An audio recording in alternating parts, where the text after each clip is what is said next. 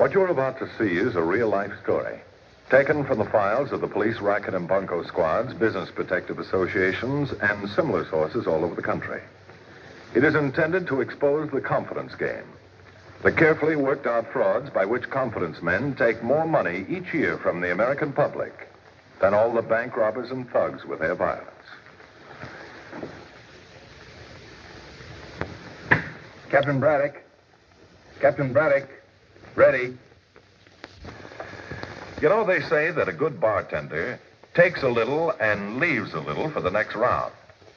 Alias John Riley based his whole racket on that theory. It was one of the smoothest operations ever brought to our attention, and he was one of the most difficult to apprehend. Riley's appearance was very disarming. He looked about like one of your neighbors, or the man you work with at the office. He set up shop in a small town of fairly well-to-do people, and soon gained their confidence. He tells a great story, doesn't he? But that isn't the half of it. If you fellas can hold still for just a minute, I'll let you in on a little secret about him. Now, wait a minute, Claude. You promised, remember? Oh, come on, John. Why, these fellas here are my closest friends. It's all right, isn't it? Well, it's your house and your party, but I don't think this is the time to talk business at a social gathering. Well, I'll make it brief. If you have something exciting, well, out with it, Claude. There's no one in the world that I would rather do something for than you fellas. So, I won't beat around the bush. You couldn't say good morning without beating around the bush. All right, then I'll give it to you straight. Riley here is an oil geologist, and he's found himself an oil field. Well, that's very nice for Riley. Congratulations. Thank you. Just a minute, Fred. John's going to let us in on the deal. Steady now, Claude. You're getting a little ahead of yourself. I know it, but I've got to let the boys know they can get in on the ground floor. Now, it's too bad these oil deals aren't as safe as insurance. With insurance, a man can expect a comfortable return for his money. Oh, hell. Don't start talking about insurance. Now, this oil field happens to be right in our own backyard. Well, then why don't you let Riley tell us about it? At least he knows what he's talking about. Oh. Well, I guess you're right at that. After all, my business is hardware. Oh, John, would you mind telling these hardheads here what I'm trying to say? Well, I still don't think this is the time for business, so I'll make it brief. Besides, it's getting late, and I know you fellas have to get up in the morning for an early golf day. I'm sorry, Riley, but I have to get up even earlier than the rest. Besides, I've sunk all my available cash in a real estate venture, so I couldn't take advantage of an oil deal, even if the returns were guaranteed. Okay, Henry. But when we're rolling in money, don't you dare to say I didn't tell you. I won't, and I sincerely hope it happens. Well, good night, you duffers. And a pleasure meeting you, Mr. Riley. Thanks, Simpson. And believe me, I think you're the smartest man here. Even though I am in a position to guarantee returns, real estate is still the safest investment. Well, thanks for a nice evening. See you sandblasters on the first tee at 7. Now, try to be early for a change. If that happens, the world will come to an end. Riley was such a smooth operator, he didn't waste time on the easy marks. He just let them all sell themselves and each other. Good morning, Mr. Riley. This is an unexpected visit. Good morning. Be with you in a minute. How is the oil field going? Not bad. But I want to talk about real estate this morning. Oh, well, sit down. I'm thinking of making Springfield my home from now on. So I thought I'd better buy a house. Good. Maybe I can help you. I've already put my Cleveland place up for sale. Where is your house in Cleveland? Maybe I can arrange a trade. On Green Street, out in the Shaker Heights section. We don't have to waste time looking for a trade. Do you know of a good buy for around $25,000? Small house with nice grounds? Got just the place for you. I think you'll like it. Here. Here's a set of photos covering the whole place. Oh, yes. Not bad. Say, I'd like to take a look at this house. And if it's all right, I'd like to send these on to my wife to get her opinion. Well, can my girl mail them to her while we look at the property? Oh, that won't be necessary. I'll have to write to her tonight anyhow. Meantime, I'd like to take a look at this house. Sure. Take it right over there now. John Riley would have made a great fisherman. He offered his bait with just enough finesse to attract his fish, then sat back and waited for him to swallow it. Good morning, Charlie. Morning. What can I do for you, Brother Simpson? Get me a financial report on John Riley. He wants to buy a piece of property from me. John Riley. What's his business? Calls himself an oil man, geologist. What's his address? Cleveland. That's a big town. Well, I couldn't wangle the street number. It's on Green Street in the Shaker Heights district. That's all I know. I guess Broad Street and Bond can run him down from that, if he's listed. Soon as possible, eh, Charlie? I'll get right on it. Call you when I hear anything. Thanks. With his big fish nibbling, Riley returned to business as usual. Being something of a psychologist, he also knew that there's no better bait for suckers than an attractive woman. So he had his pretty partner join him, just to keep the small fry ranging round the hook. Good morning. May I help you? I wanted to see Mr. Riley. Anderson's the name. This is Mr. Porter and Mr. Stimson. Yes, he mentioned you, gentlemen. I'm Wanda Hurley, his secretary. I just arrived from Cleveland. How do you do? Mr. Riley, Yes? Mr. Anderson and some gentlemen are here to see you. Good. Send them in.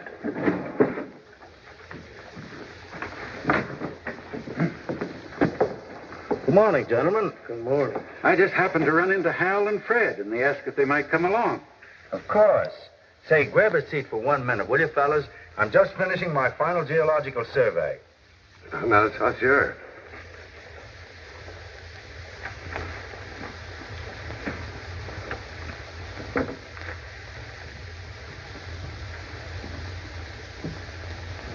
That does it. This field is a natural. Do you really think so? I'd stake my reputation on it. Well, I just wanted Hal and Fred to see your office and get better acquainted. I had a chance to tell them more about your proposition Sunday while we were on the golf course, and they surely are interested. We certainly are. Oh, yes, indeed. I know Mr. Porter is in the insurance line. I don't believe I caught your business. I do a little digging myself. Some sort of construction work? No, my work is much more grave. You see, I own the Stimson undertaking parlor here in Springfield. Get it? Grave business? Oh, yes, of course. Very funny. Well, Claude, I may not be needing any local capital after all. I'm expecting a wire from Chicago, which will probably take care of the whole thing. Now, just a minute, John. After all, you say the field is near Springfield. I think you should give us local citizens first crack at your proposition. Yes, we'd certainly appreciate your explaining the deal to us. As you know, Claude gets a little mixed up when he isn't talking about hardware. Well, all right. A promise is a promise. This geological map is one I compiled myself from findings which took over 3 months of intensive field work. Now, as you may or may not know, oil can be found only under certain conditions. Those conditions were formed beneath the Earth's crust millions of years ago. But the geologist should recognize those subsurface conditions from topsurface structure. Are you following me? Oh, sure. It's just like building a big New York skyscraper. If geologists hadn't told those people that the foundation could stand it, they never would have built those things. That's right, Fred. You've got the idea. But to get back to oil structure, this spot here shapes up perfectly. And what's so great about it, it will be a shallow well. So what does that mean? Well, it costs so much per foot to drill an oil well. And you get just so much a barrel for the oil. You see, the deeper you go, the more you lower your margin of profit. Exactly. That's why I spent so much time looking for a structure like this one. Excuse me, Mr. Riley. This wire just arrived from Chicago, and I thought it might be important.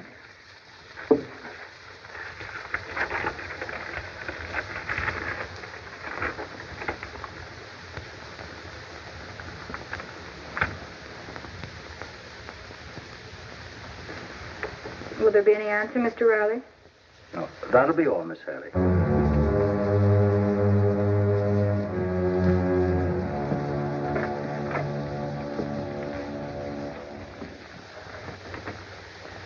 I was showing you a place when you called, Charlie. That report on your man Riley came in this morning. Oh, that. Listen to this. John Francis Riley, geologist, 2119 Green Street, Cleveland. Educated, Cleveland Public Schools, Texas A&M. One of the developers of numerous oil fields, including the Gruno Field, Houston, Texas, Osage Holdings, Durant, Oklahoma, and the Fremont Field, Newhall, California. They give him a credit rating of close to $250,000. I guess I'd be safe selling him a piece of property. And investing a few dollars in his oil deal. That's what you had in mind, wasn't it, Brother Simpson? Well, I might look into it on the strength of that. Let me know what you find out. Got a few idle dollars myself I'd like to put to work. I'll do that, Charlie. Thanks for the report. Well, there'll be a small fee for this service. I'll charge your account with it. Yeah, there generally is. I often wonder how you bankers weather a hard winter. Riley, the master fisherman, knew when his big fish was nibbling and just when to set the hook.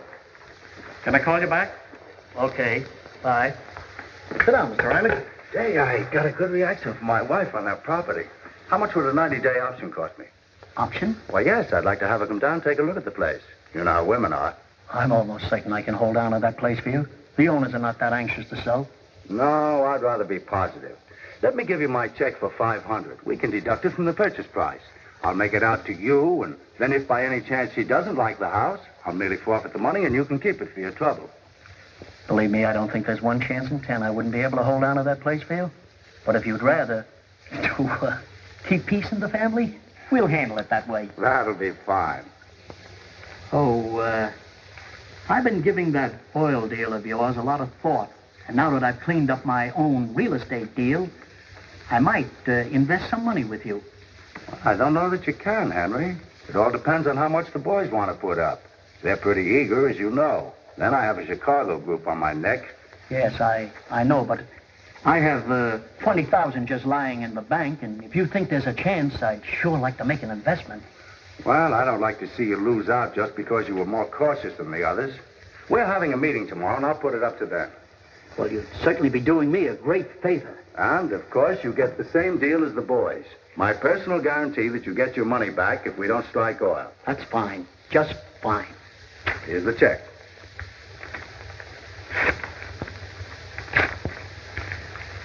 The least I can do is to hold on to that house for you. Well, if you're sure you can hang on to it. By the way, Henry, it might be a good idea if you drop by my office tomorrow at 10 for that little meeting. I'll do it. Good, Henry. I'll see you then. Riley also was an artist at playing his fish. Gently and carefully, he led them to the landing net. My reason for wanting to expedite this matter is a simple one, as you will see from a copy of my lease. If I start drilling within the next 3 weeks, the owner of the property receives 8%, the usual royalty. But if I haven't spotted in by that date, the percentage doubles. That's what I told you, I think. And 90 days after that, it goes up again. How much capital will you need to bring in this well, John? Oh, in the neighborhood of $100,000. That's a pretty rich neighborhood for my blood. That much, John? For a shallow well? Oil is a gamble, Claude, and we need a little cushion. Well, now, according to my figures, we can raise $45,000 right here in this room. Charlie Fry wants in, if it's all right. Good. How much is he good for? 15, 20 maybe. I could dig up another 10. That leaves a balance of about 25. Well, anyhow, it was a nice try, Claude, but I can't hold off that Chicago group any longer. Well, can't you get them to make up the difference? You don't know that gang of cutthroats. It's all or nothing with them. Well, there must be some way for us to keep this in the family. There's got to be. How about setting aside a block of stock for the small investor, say in units of $100? Oh, boy, Yeah, sure, there's a good idea. We wouldn't That have ought to a bit work. of trouble doing that, not in this town. The small investor has always been a headache in a deal like this. They never fail to cause trouble. Look, we can raise the rest of this capital among our friends, people we know. Well, all right. If you fellas think you can raise the rest of the money from small investors and at the same time get proxies to vote their stock so they'll stay out of my hair, I'll string along with you for a few more days. Well, now we're getting somewhere. Sure. Come on, let's get out and get to work. Come on, let's... So the big fish rounded up the little fish for Riley. The master fisherman dropped his last enticing piece of bait into the pool. The guarantee of the return of their money in case of failure. Here are the guarantee agreements, Mr. Riley. Thank you. They're complete except where I left a space to write in the time limit. You better sit down, Wanda. I'll need you to witness our signatures. Yes, sir. Here are the agreements, gentlemen, if you care to look them over.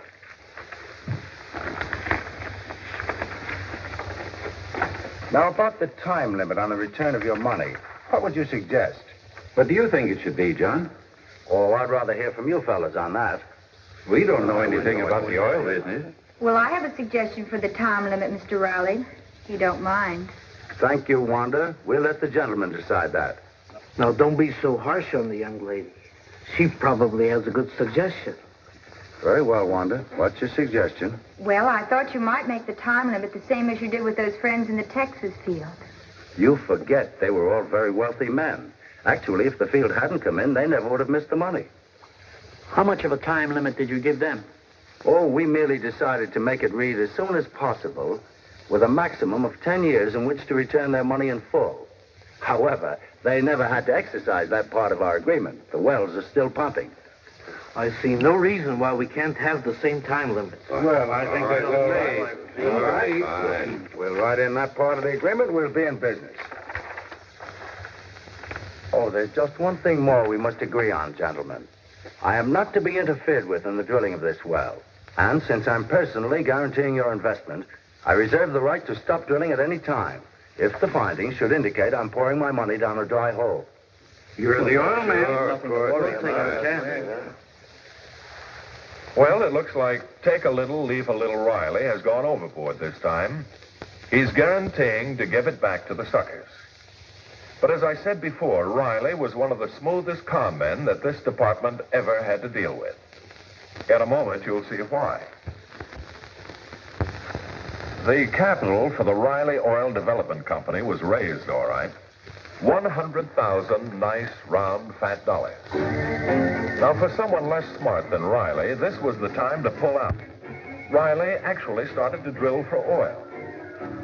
Now, about this time, I received a long-distance telephone call. A call that I had been waiting for some time. And I took off for Springfield. Greetings. Hello, darling. How was the trip? It's in the bag.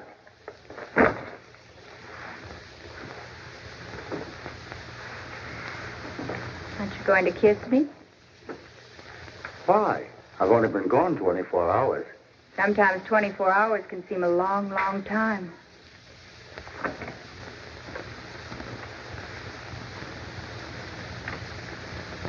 That'll do for now. You're my secretary, remember? Keep your mind on the job at hand. Never let you down yet, have I? No, but I don't want to start now. We're too near the payoff. Which will come soon, I hope. Will tomorrow be soon enough? I'll settle for that. As mysteriously as he had started, Riley stopped drilling for oil. I want everything to go off on schedule. I want to get to the bank just before it closes. I'll set my alarm watch for 2:45. Hello? Yep. What? Shut down. What? When did you shut it down?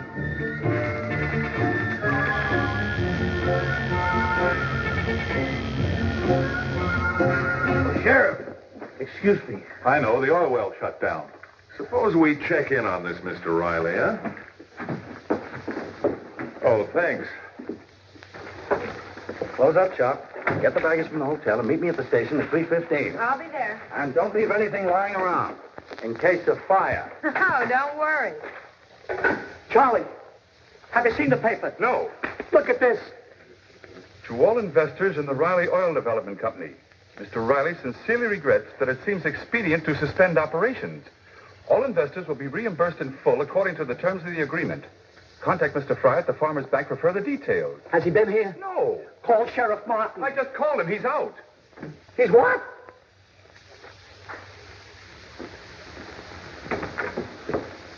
We're looking for John Riley.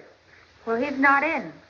If you're investors in the company, contact Mr. Fry at the bank, and you'll all be paid in full. And here's the letter of regret. I'll take that letter, Sheriff. And now let's hurry over to the bank with Miss Hurley here.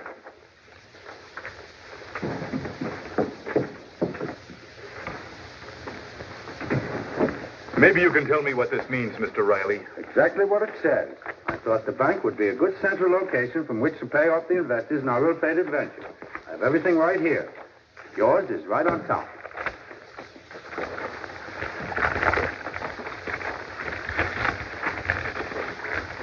Good afternoon, gentlemen. Government bonds? If we'd have wanted to make an investment in defense bonds, we could have bought them ourselves. Perhaps that's what you should have done, gentlemen. You're both under arrest. You may have a little trouble making it stick. I think you'll find our transaction perfectly legal. You may be right, but we'll let the courts decide that. I don't think the courts will find any loophole in my contract with my investors. It merely calls for the return of their money in case the field does not come in. I've returned their money. You mean 75% of it? These bonds were purchased recently. They're not worth the face value until they mature. And we'll have to wait 10 years. It is exactly the time limit of my responsibility under the terms of our contract, remember? Leaving you with an immediate profit of 25%, which isn't bad in any line of business. Except for one thing, Cartwright. You happen to be in the wrong business. Cartwright? Yes, that's just one of his names, his real one, I think. He has several others that he uses from time to time. But I don't understand. We had this man investigated, and the report was all right. Yes, here it is. They gave him a very high rating. Oh, this is a report on a legitimate geologist who lives in Cleveland. A very successful man by the name of John Francis Riley. Any good grifter would have used his name as an alias, particularly if he wanted a report made on his financial standing. I'm certainly not responsible for this similarity in names, nor for the fact that they investigated me. No, for the fact that it happened several times before in Texas and in Oklahoma. Well, I fell for it all right. Well, it may turn out to be a very good thing after all. Because if it hadn't been for that report, we might never have located this man or even had a charge to hold him on. Well, if I may ask, what charge are you holding me on? Impersonating another with intent to defraud. And that's a felony in this state. Yes, but how did our request for this financial report help? Well, he covered his tracks pretty well in his past performances, but the pattern was usually the same. He always selected a geologist with a very good financial background. Now, after his last little caper, we asked the Bond and Broad Street Agency to notify us any time a report was requested on a wealthy geologist. It was a long wait. And this was it. Fortunately. Well, that's all, Sheriff. Oh, can you hold the two of them until I make arrangements for transportation? I think I can hold them all right. Good. Well, we certainly thank you, Captain. Well, that's all right. I'll try and get back the rest of your money, gentlemen. Or I should say what's left of it. Oh, just in case you gentlemen desire any more government bonds, might I suggest that you buy direct from the manufacturer and eliminate the middleman? You know, there's an old saying that it's best to do business with an old and established firm. Uncle Sam. I was able to fulfill my own personal guarantee to Walter Cartwright, alias John Riley. He's now serving 10 years. But we're not always so lucky. There are still many master fishermen throwing their bait out for suckers. That's why you, the public, must constantly be on your guard. Otherwise, it could happen to you. I'm closing this case now, or rather the courts will. But there'll be others, because that's the way the world is built.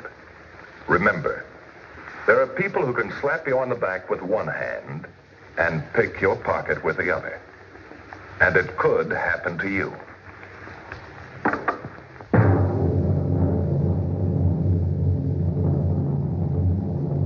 See Racket Squad next week, same time, same station.